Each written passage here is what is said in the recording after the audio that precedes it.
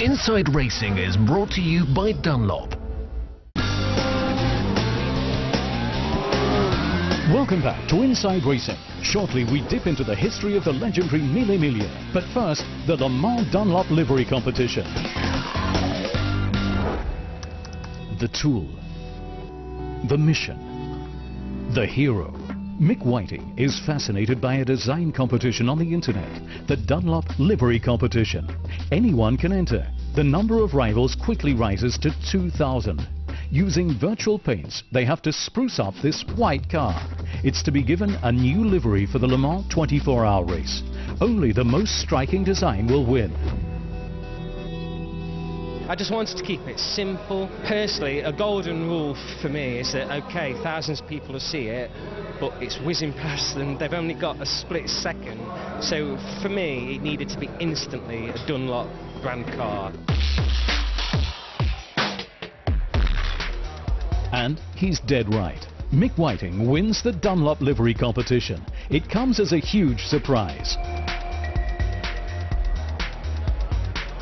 Just amazingly proud. It's crazy. It's crazy. I mean, look at it.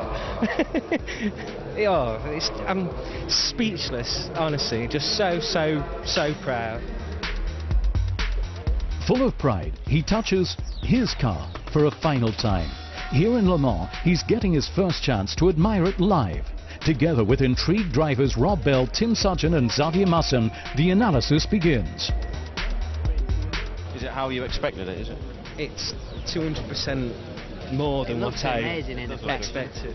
The 2D, you know, you draw these things and, okay, you can imagine what it's going to turn up, but you can't truly see it, and this is just awesome. I must admit, when I saw it in the flesh for the first time, I thought it looks fantastic. It was so good, yeah. So much better than it ever looked in the drawings. Even when the sticker people did their drawings for it to create the stickers, it looked fantastic, yeah. The Dunlop livery competition. It began on the internet and ends on the Circuit de la Sarthe, where the Ferrari 458 infects onlookers with its wonderful curves.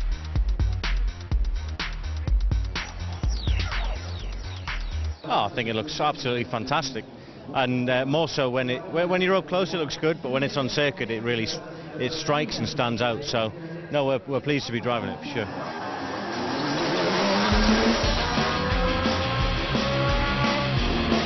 During the race, 3 drivers take turns in the cockpit. For 24 hours, the driver's cell is their high-speed workplace. How that feels, Mick gets to experience for himself. The Briton squeezes himself into his Ferrari and gets familiar with Rob Bell's place of work. Surprises included. Rear view camera. Sat nav, is it? Yeah, exactly, yeah, TomTom, yeah, that's not TomTom. So when we hit the ground we go. So we don't sit on the ground and we just go. It's just going. Yeah. That's it, that's our office. We'll be in here for 2 hours at a time. And it's a very good noise. Yeah. Oh, you've not heard it yet. It's straight through pipes. V8, Ferrari, it's gorgeous. Thank you. So, hang on. Yeah. Seat back. Oh, yeah. Then, hands on here, get your head out and your bum on here. So pull it, that's it. It's not easy. New territory for the trained graphic designer, who normally sits at a desk. I could think of a worse office to have a job in. It's very, very tight, but it's not uncomfortable tight. It's compact and it's workmanlike, and there's so many switches in there.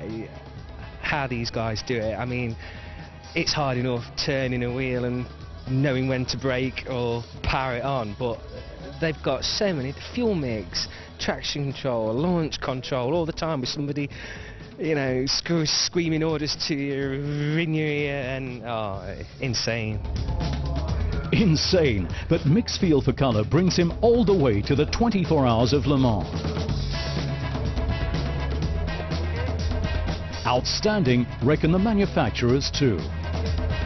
This one definitely has something. It has a plus, and it's very difficult to explain exactly what, but it's more emotional than verbal. And when you see this car just under the Dunlop Bridge, I think this makes you feel proud of being Dunlop and of being in this project. The livery competition. Dunlop meets design.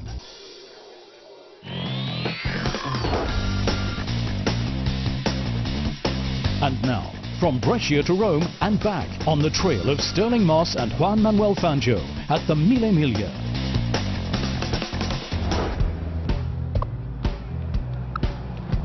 No, this is not just any panoramic rally in a magnificent vehicle. This is 1,000 miles full of passione through Bella Italia, the Mille Miglia. Since 1927, the spectacle's fascinated millions of spectators, icons, racing cars and their performance for eternity. Stirling Moss's winning time of 10 hours 7 minutes is still impressive today. We're talking of over 10 hours flat out in one gear or another. I mean, you don't just cruise along and back off, you know, in the Mille Miglia. It's a race. And from when the flag falls, I mean, we're going flat out at up to 180 miles an hour. After a serious accident, the spectacle was banned for 20 years. In 1977, it was then reborn as a race for classic cars. 378 Bella Macchinas, that was the proud starting field in 2011, a convoy consisting of 53 makes on public roads.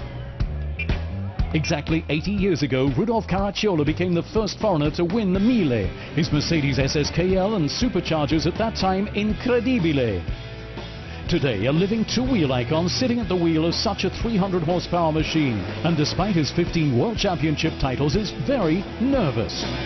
Because it's heavy car, because it's a very old car with a lot of power. It's difficult, but it's fantastic. And I worry about because this car costs a lot of money. I must be careful. The particular thing about the old pre-war cars is that they've got the pedals the other way around, the accelerators in the middle and the brake pedal on the right. It takes a while to get used to. It's a massive adjustment, especially when you're driving in a built-up area and need to brake suddenly. No matter, tutte va bene, especially when things get really loud. Engine noise, ramp start and tons of emozione, right from the outset. Brescia to Rome and back, Lake Garda and Bologna, and Florence included. Dolce Vita in the slipstream of past decades. And always straight through the centro. Dove il campione? Ecco il campione, or perhaps not. It's incredible to see the enthusiasm of the Italian people when you go through little towns and how everybody keep this race in his heart. It's a fantastic experience. Fangio Nummer 658 startet 6:58 Uhr. His uncle, Juan Manuel Fangio Sr., and his tough contemporaries, admittedly, nobody now can top their Mille battling spirit. The nephew can't be aided in that respect, even by fast help from a latter Formula One champion. Nevertheless, waving and cruising is tiring too. We've been driving now about 14 hours, so we're looking forward to get back to the hotel. But it's been great. If you look at the crowd, the people, it's been amazing. It's been a really good success. Sì, and a storia d'amore. When you've experienced them once, you'll forever keep them in your heart. These 4 Italian days and nights of the Mille Miglia.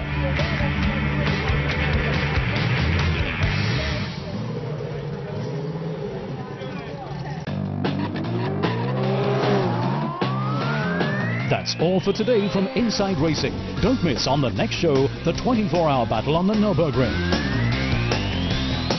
And our Nardo High-Speed Test 2011. Motorsport action, close up with Inside Racing. Superb grip and excellent braking at high speed. Inside Racing was brought to you by Dunlop.